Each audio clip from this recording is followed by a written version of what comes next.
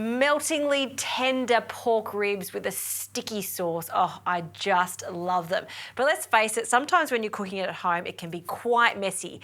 I'm going to show you a new recipe where there is no washing up whatsoever, because I'm going to cook these pork ribs in glad bake and foil. By doing this, it almost acts as a little blanket to our gorgeous ribs. So all of the juices stay in and they're going to be meltingly tender. So we'll start by preparing our foil and baking paper. You want to work with one rack of ribs at a time. So 2 pieces of foil can go down. And then we need 1 piece of the glad bake. Okay. To this we'll add 1 of our baby back ribs. Now these have been trimmed. They're looking absolutely gorgeous. So we're going to place them bone side down, just like this. And the first stage is as simple as getting some Dijon mustard and just brushing that quite generously over the ribs. To that, I'm going to add some really simple dried herbs and spices, and this is totally interchangeable. If you wanted a bit more of a curry flavour, you could add some curry, you could add some turmeric. It's really up to you. I'm going to give mine a bit of an American flavour, so just the dried oregano and some smoked paprika, and that's just as simple as sprinkling that over the top. Also some sugar. Now the sugar is not only to give us a sticky sauce at the end, but it's also going to help caramelise the pork ribs.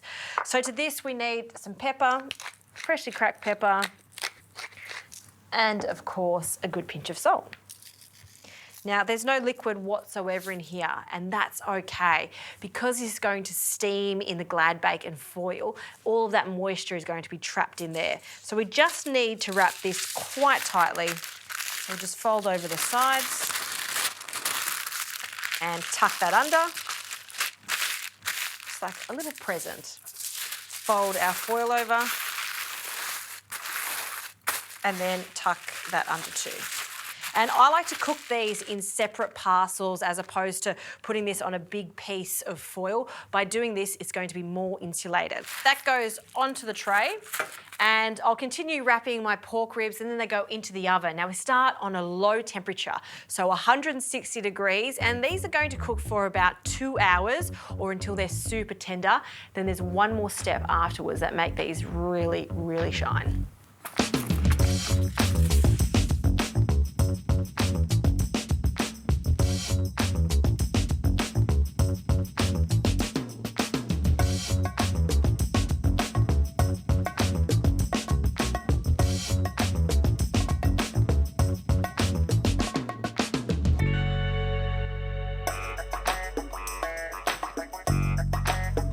All right, ribs are out of the oven. Let's turn them over and open up the little parcel. Oh, it smells so good. And you'll see, look how juicy they are. Looking great. Now, if you can grab a spoon and you can put the spoon straight through the ribs, you know that they are perfectly cooked. So now what we want to do is just create a little glaze. So you need a really good quality barbecue sauce for this, something that's got a nice smoky flavour to it. So again, using a brush, we're just going to brush the barbecue sauce over the top. And I'll do the same for the next 2 parcels of ribs. These then go back into the oven at 220 degrees, so quite a hot oven, and they'll take another 15 to 20 minutes or until they're caramelised.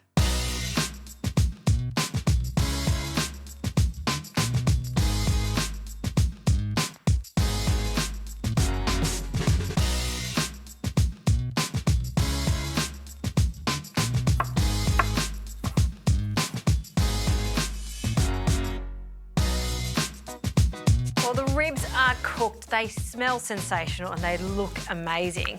So now we can take them out of their little package and start to plate up. Now you'll see how tender these are. And I like how there's just a little bit of extra juice there. So we'll just keep that just to drizzle over the top. And this is what it's all about. Look at this, you can just pull that apart. It's so soft.